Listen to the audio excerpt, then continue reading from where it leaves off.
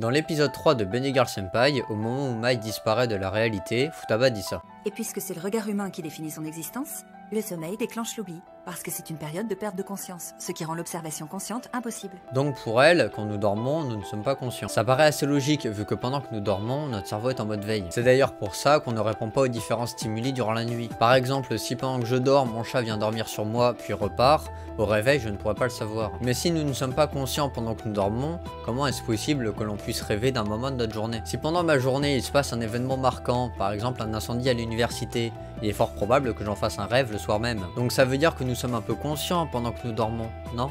Ou alors si c'est pas le cas, comment expliquer l'impression de déjà vu après un rêve? Bref, moi c'est Xandre et dans cette vidéo, on va tâcher d'expliquer la conscience selon Bunny Girl Senpai.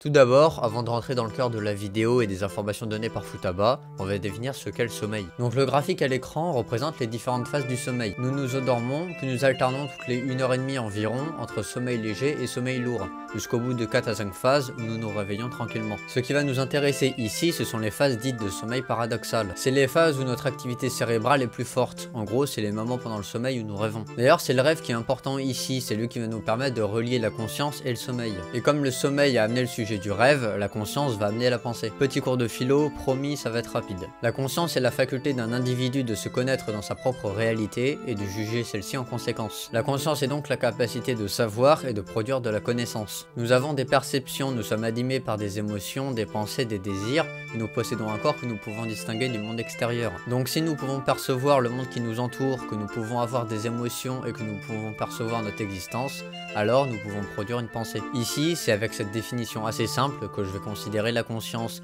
même si le sujet mériterait une vidéo complète. Maintenant que les deux termes principaux sont définis, on va pouvoir rentrer dans le vif du sujet. À savoir, sommes-nous conscients pendant que nous dormons, et est-ce que Sakuta aurait vraiment pu oublier Mai à cause de son sommeil? Pour vous rafraîchir la mémoire, je vais récapituler la scène.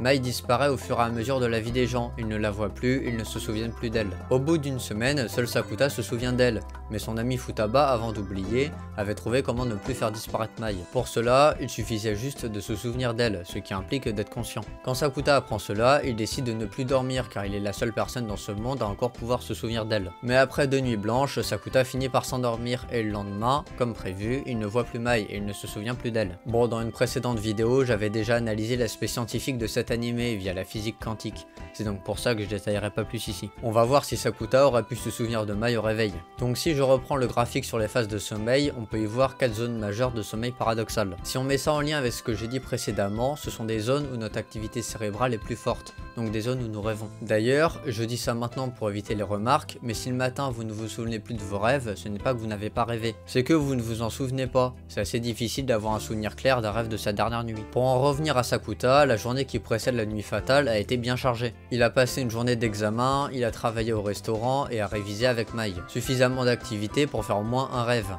En plus, il s'inquiétait pour Mai, donc il est fort probable qu'elle soit présente dans son ou ses rêves. Nous avons vu que les rêves sont des états où nous sommes un peu conscients, on pourrait appeler ça des états de semi-conscience. Ainsi, Sakuta a sûrement été semi-conscient durant cette nuit en pensant à Mai. Mais c'est là où on va devoir arrêter l'interprétation parce qu'il y a un problème. Ouais, sur le graphe, on peut voir que nous ne sommes pas semi-conscients, ou du moins en phase de sommeil paradoxal toute la nuit. À plusieurs reprises, nous sommes dans une phase de sommeil profond, dans laquelle pour le coup, nous ne rêvons pas. Donc si Sakuta a pu penser à Mai durant cette nuit, ce n'était qu'une pensée fragmentée car il y a eu des phases d'inconscience totale. Donc pour la première fois, je vais donner raison à l'animé et dire que oui, Sakuta a oublié Mai le matin, c'est tout à fait possible. Mais on va toucher à ma limite d'interprétation et de réflexion. Je suis pas philosophe, je suis même pas en études de philo, donc je peux difficilement appuyer une thèse réfléchie sur la conscience et l'inconscient. Néanmoins, ce que j'ai dit n'est pas faux, Sakuta a sûrement rêvé de Mai durant cette nuit, mais le fait que son rêve ne soit pas continu a empêché le fait qu'il s'en souvienne au réveil. Mais notre raisonnement n'aura pas servi à rien, souvenez-vous de la scène où il est au lycée, où ses souvenirs de la veille avec Mai qui lui apprend à écrire reviennent. Ce caractère-là veut dire s'occuper d'eux, alors que celui-là correspond à protéger. Tu ne peux compter sur personne d'autre que toi-même pour assurer ton avenir. Nos vieux jours ne seront jamais assurés parce qu'il y aura toujours des risques. Écris ces phrases en kanji. Pour moi, il fait appel à l'un de ses rêves. On peut supposer que durant cette nuit, Sakuta a rêvé de cette séance de révision avec Mai. Mais le matin, il a oublié son rêve, donc impossible de se rappeler de Mai. Mais soudainement, lors de son examen, il se souvient de son rêve, ce qui lui permet de se souvenir de Mai, car ses souvenirs n'avaient pas disparu, ils étaient juste masqués. Alors, pourquoi il se souvient soudainement de son rêve en examen? Dans l'anime, c'est expliqué via le court passage où il fait le même travail qu'avec Mai la veille, mais je suis pas convaincu que ça puisse faire ressurgir un souvenir comme ça. Mais bon, il faut bien un peu de magie dans ce monde si complexe. Putain, c'est beau ce que je dis.